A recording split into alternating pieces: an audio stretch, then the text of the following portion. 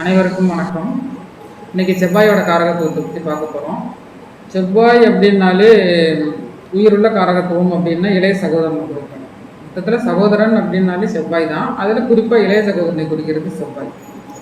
அடுத்தது நம்ம உடல் உறுப்புகளில் காது, கழுத்து, 2 கைகள், தோள்பட்டை, இந்த பகுதியெல்லாம் குறிக்கிறது செவ்வாய் தான். அடுத்ததான் உயிரற்ற காரகத்துவம். உயிரற்ற காரகத்துவம்னா தரிசு நிலங்கள். நிலங்கள்லே நஞ்சை நிலம், புஞ்சை நிலம் 2 இருக்குல்ல. அதில் இருந்தால் புஞ்சை நிலம் ஃப்ளாட்டு, தரிசு நிலம். தரிசு நிலங்கள், அது மேலே உள்ள பில்டிங், கட்டிடங்கள், இந்த கட்டிடங்களை கட்டுற கான்ட்ராக்டர், வீடை கட்டி விற்கிற தொழிலதிபர்கள், பில்டிங் கான்ட்ராக்டர்கள், ரியல் எஸ்டேட்டு அதிபர்கள், ரியல் எஸ்டேட்டு புரோக்கர்கள், இவங்கெல்லாம் செவ்வாயோட காரகத்தில் இருக்கிறவங்க. ஆயுதங்கள், வெடிமருந்து பொருட்கள், அருவா, கத்தி, துப்பாக்கி, இதை மாதிரி பொருள்கள்லாம் செவ்வாயோட காரகத்துவத்தில் வரும். சிவப்பு நிற கட்டிடங்கள்னு சொல்கிற போலீஸ் ஸ்டேஷன், கோர்ட்டு, தீயணைப்புத்துறை, சிலிண்டர் ஏஜென்சிஸ், இதெல்லாம் செவ்வாயோட காரகத்துவம். யூனிஃபார்ம் சர்வீஸ் அத்தனையும் செவ்வாயோட காரகத்துவம். யார் யாரெல்லாம் யூனிஃபார்ம் போட்டிருக்காங்களோ, அதாவது போலீஸ், ஒரு காவலரும் இப்போ யூனிஃபார்ம் போட்டிருப்பாரு, ஒரு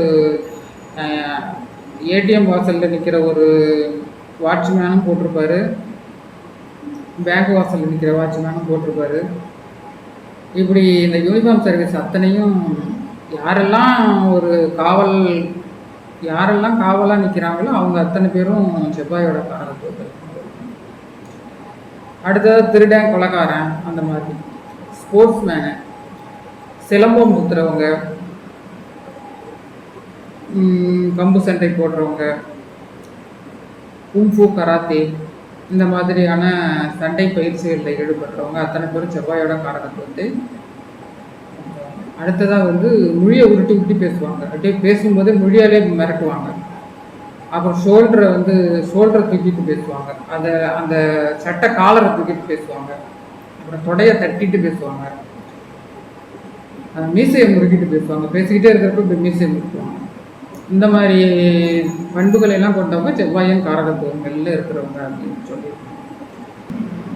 சில இடங்களில் பெண்கள் ரொம்ப அதிகப்படியாக பேசுவாங்க, கைகலப்புலாம் நடத்துவாங்க, சண்டை போடுறதுக்கு ரெடியாக இருப்பாங்க. வீட்டில் இருக்கிற ஆண்கள் கூடவோ இல்லை பக்கத்தில் இருக்கிற பெண்கள் கூடவோ, பக்கத்தில் குடியிருக்கிறவங்க கூடவோ சண்டை போடுறதுக்கு பயப்பட மாட்டாங்க.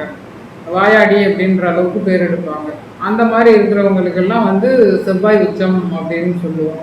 அந்த மாதிரி ஒரு நிலையில் இருந்தால் தான் அப்படி பேசுவாங்க. ரொம்ப பயங்கரமாக பேசுகிறாங்க அப்படின்னா அவங்களுக்கு செவ்வாய் உச்சமாக இருக்குது அப்படின்னு அர்த்தம். அவங்க செவ்வாயின் காரகத்துவத்தில் இருக்காங்க அப்படின்னு அர்த்தம். செவ்வாயின் ஆளுமையில் இருக்காங்க அப்படின்னு அர்த்தம்.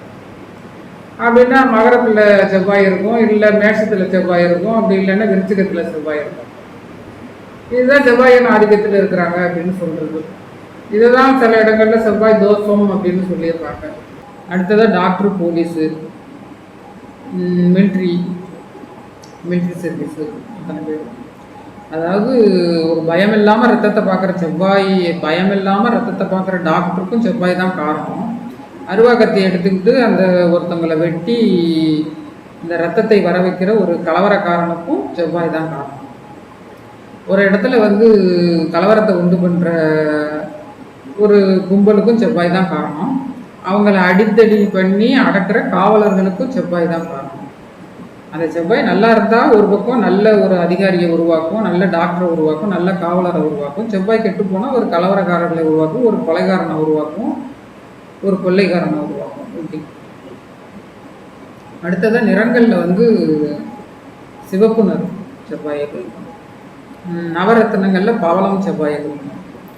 நவதானியங்களில் துவரை அப்படிங்கிறது தான் செவ்வாயை குறிக்கும். அடுத்தது பாதுகாப்பு சம்மந்தப்பட்ட அத்தனையும். லேப் வச்சுருக்கவங்க செவ்வாயோட ஆதிக்கத்தில் இருக்கிறவங்க, மெடிக்கல் வச்சுருக்கவங்க செவ்வாயோட ஆதிக்கத்தில் இருக்காங்க. அதாவது மருந்து மாத்திரைகளை கையாளுறவங்க அத்தனை பேரும், வெடிமருந்து பொருள்களில் கையாளுறவங்க அத்தனை பேரும் செவ்வாயின் காரகத்துவங்களில் இருக்காங்க. ஒரு அடுத்தவனை வெட்டி ரத்தம் வர வைக்கிறவனும் செவ்வாய் தான். அந்த கொலைகாரனை அடக்கி ஆள்ற காவலர்களும் செவ்வாய் தான். ஒரு பக்கம் செவ்வாய் நல்லா இருக்குது, அவங்க காவலராக இருக்காங்க. ஒரு பக்கம் செவ்வாய் கெட்டு போயிட்டு அவங்க கொலைகாரனாக இருக்காங்க. இதுதான் அதில் ரெண்டுக்கும் உள்ள வித்தியாசம். பயம் இல்லாமல் ரத்தத்தை கையாளுற டாக்டரும் செவ்வாய் தான். ஒருத்தனை வந்து வெட்டி நமக்கு பயத்தை ஏற்படுத்துகிற அந்த ரத்தத்தை உருவாக்குற வெளிக்கொண்டு வர்ற ஒருத்தனும் செவ்வாய் தான். ஏன்னா ரத்தம் அப்படின்னா நம்ம எல்லாரும் ரத்தத்தை பார்த்துட்டு ஸ்ட்ராங்காக நிற்க மாட்டாங்க, மயக்கம் போட்டு விழுறவங்கெல்லாம் இருக்காங்க. அப்போ அந்த ரத்தத்தை நல்ல விதமாக பயமின்றி கையாளுறவங்க அந்த செவ்வாயோட காரகத்துவங்கள்ல இருக்கிறவங்க. உடல் வீரியமாக இருக்கும். தைரியம் வீரியம் அப்படிங்கிறது வந்து செவ்வாயை தான் கொடுக்கும். ஒருத்தவங்களுக்கு செவ்வாய் நல்லா இருந்தால் தான் உடம்பு ஸ்ட்ராங்காக இருப்பாங்க. ஸ்போர்ட்ஸ்மேன், போலீஸ்மேன், மிலிட்ரி மேன், இப்படி அத்தனை பேரும் செவ்வாய் தான்.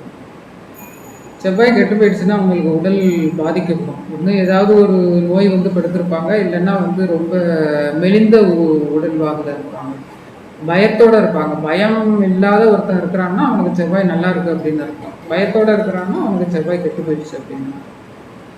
இப்படி இன்னும் சொல்ல நாம் தெரிந்து கொள்ள வேண்டிய முக்கியமான காரகத்துவங்கள் இவ்வளவுதான். இது இல்லாமல் இன்னும் சில காரகங்கள்லாம் இருக்கலாம். அது தேவைப்படும் போது நாம் அப்போது தெரிஞ்சுக்கணும் அப்படின்னு சொல்லி இந்த நிகழ்ச்சியிலிருந்து விடைபெறுகிறேன். நன்றி, வணக்கம்.